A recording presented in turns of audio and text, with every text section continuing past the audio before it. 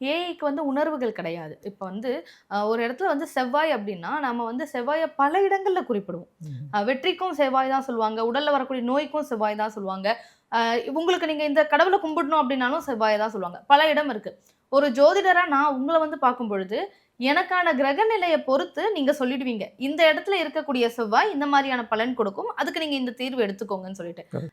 ஏஐக்கு அது தெரியாதுல்ல சார். அதான் ஏஐக்கு தானா அது தெரியாது. நம்ம ம், சொல்லிக் குடுக்கணும். அப்ப இது மாரி சினாரியோஸ் இப்ப செவ்வாய் அப்டின்னா, அது ரோகக்காரகன், ம், உடல்நிலைக்கான காரகன் அப்டிங்கிறத சொல்லிக் குடுக்கணும். செவ்வாய் அப்டிங்கிறது ஒரு ஒரு மேலஃபிக்கான பிளானட். அப்ப அது 7யோ 8லயோ இருக்கும்போது தோஷம் இருக்கு. இது அத்தனையும் நம்ம வந்து ஃபீட் பண்ணணும். இது ம், எதுவுமே ஏஐக்கு நேச்சுரலா தெரியாது. நம்ம வந்து ஒவ்வொரு ஒரு அதனால தான் வந்து ஒரு ஏஐ வந்து யூஸ் பண்ணக்கூடிய தெரிஞ்சவங்க யூஸ் பண்ணும்போது தான் அது நல்லா வரும்.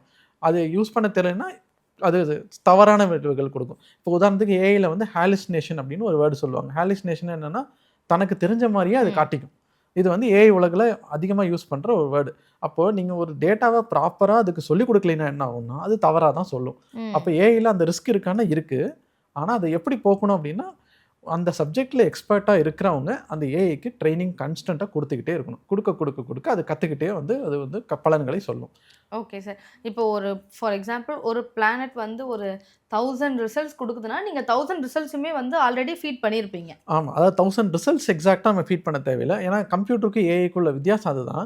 ஏஐக்கு நீங்க எப்படி சொல்லிக் குடுக்கணும் அப்படின்னா, இந்த கிரகம் இந்த வீட்ல இருந்தா இந்த பலன் அப்படின்னு நீங்க சொல்லி எக்ஸாக்ட்டா சொல்லிக் குடுக்க தேவையில்ல. அதுக்கு பதிலா இந்த கிரகத்தோட நேச்சர் இதெல்லாம். இப்ப ம். செவ்வாய்னா இந்த இது, சனினா இந்த இந்த மாரி நேச்சர், சுக்கிரன்னா இந்த மாரி நேச்சர் அப்படிங்கிற நேச்சர் எல்லாத்தையும் நீங்க வந்து சொல்லிக் குடுத்துறணும். ஓகே. அப்புறம் இந்தந்த விஷயங்கள் என்னென்ன, இந்த வீடுகளுக்கான இது என்ன அப்படிங்கிறதையும் நீங்க ஒண்ணொண்ணா நீங்க வந்து பொறுமையா சொல்லிக் குடுக்க அது வந்து கத்துக்கும். ஸோ ஓ அத முயற்சி பண்ணி தான் அது வந்து நமக்கு பலன்களை சொல்லுது.